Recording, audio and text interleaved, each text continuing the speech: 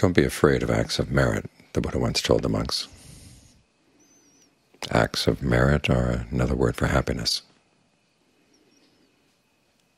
In other words, the doing of generosity, the practice of virtue, the practice of meditation, particularly meditation on goodwill.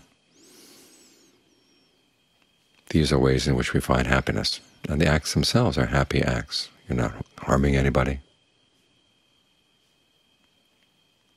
but you have to appreciate them, because sometimes you're generous, especially when you're generous with your time and your energy, and you see that people around you are not being generous. It's easy to feel resentful, easy to feel put upon.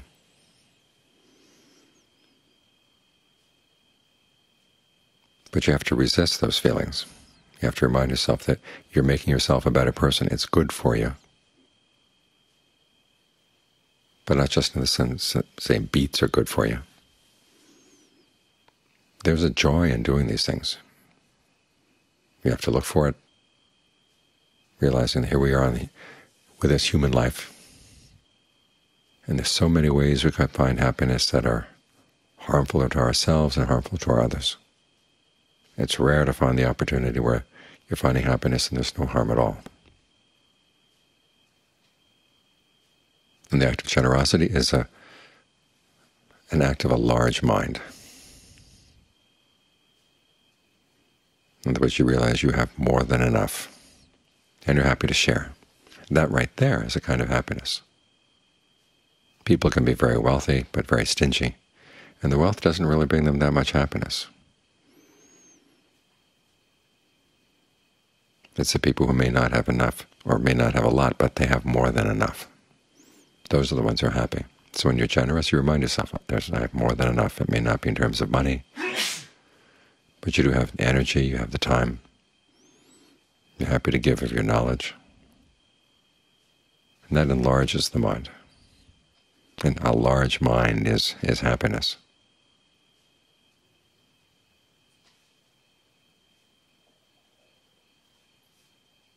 The same with virtue. You take other people's well-being into consideration, and that enlarges your perspective. There's sometimes when observing the precepts puts you at a disadvantage with other people, but then you have your virtue as your possession. And you realize how valuable it is.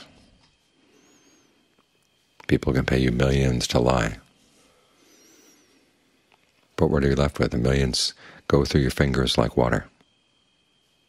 What you're left with is the karma of lying, and also in the immediate present, just the realization that you're not really true. And that's a wound on the mind. And the same with all the other precepts against killing, stealing, illicit sex, taking intoxicants. If you break the precepts, it's like a wound. Not breaking the precepts is like being unwounded, unscarred, going through life without damaging yourself. And when you reflect on that, there's a sense of well-being that comes.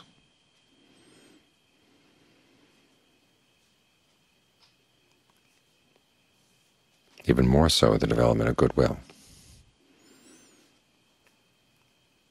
You practice developing goodwill for everybody. People you like, people you don't like, people you know, people you don't know.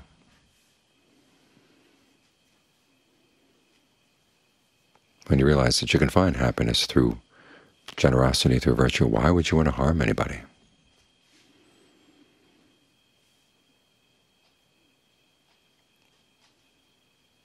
And when you wish goodwill, what are you wishing? Well, you're wishing that, to begin with yourself, you wish that you would understand the causes for true happiness and be able to act on them.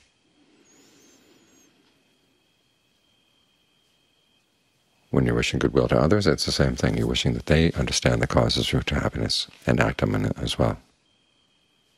And that's something you can wish for everybody, even people who are behaving in very horrible ways. Almost especially people who are behaving in horrible ways. If only they could understand what true happiness would be,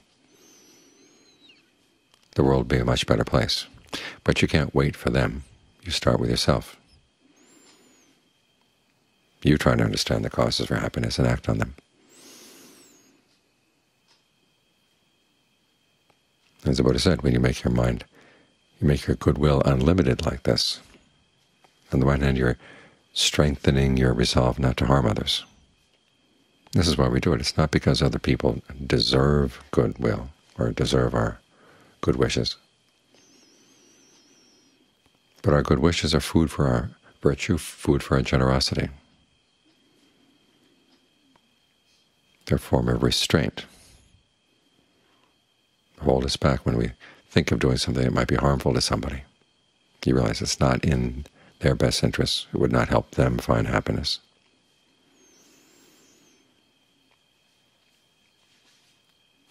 It's certainly not going to be a way for you to find happiness.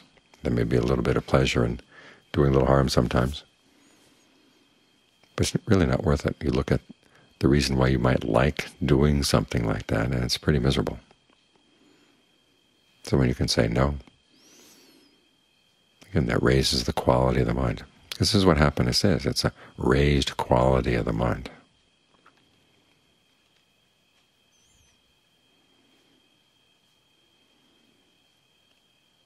Even more so, the Buddha says, when you make your mind unlimited like this, it's like making it into a large river of water.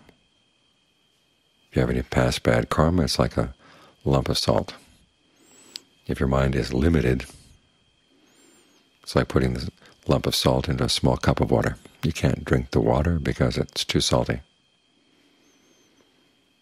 But if you were to throw it into a large river, you could still drink the water because there's so much more water than salt. In the same way, your past karma doesn't get to you in the same way that it would if your mind were limited. So you're raising the quality of the mind, expanding the quality of the mind through these actions.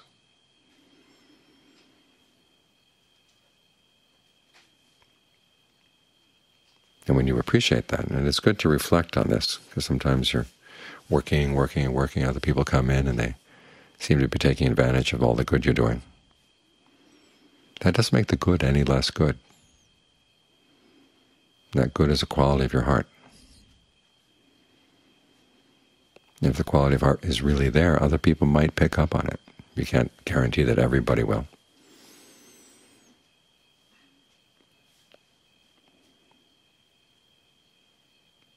But if you train yourself to see the happiness and the goodness you're doing, people who are sensitive will pick up on it.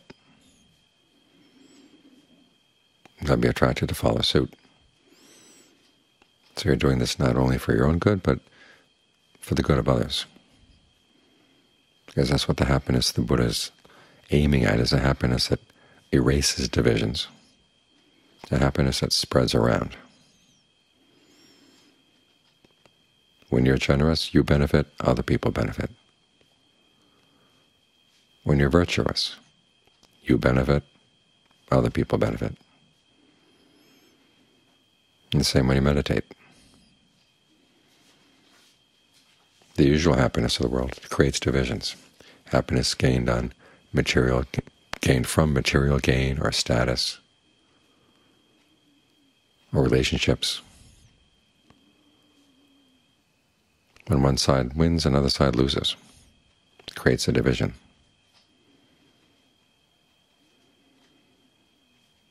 But with generosity, virtue, and meditation on goodwill, everybody wins.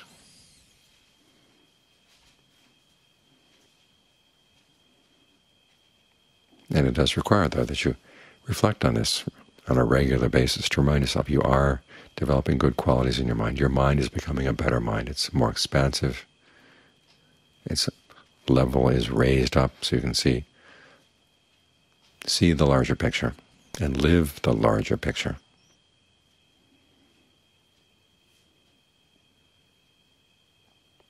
So it's good to have some appreciation of the merit that you do, because that appreciation gets plowed back into your ability to do more.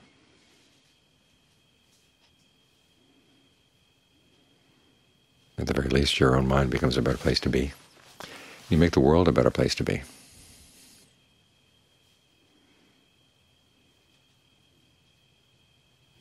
benefits keep spreading in and spreading out.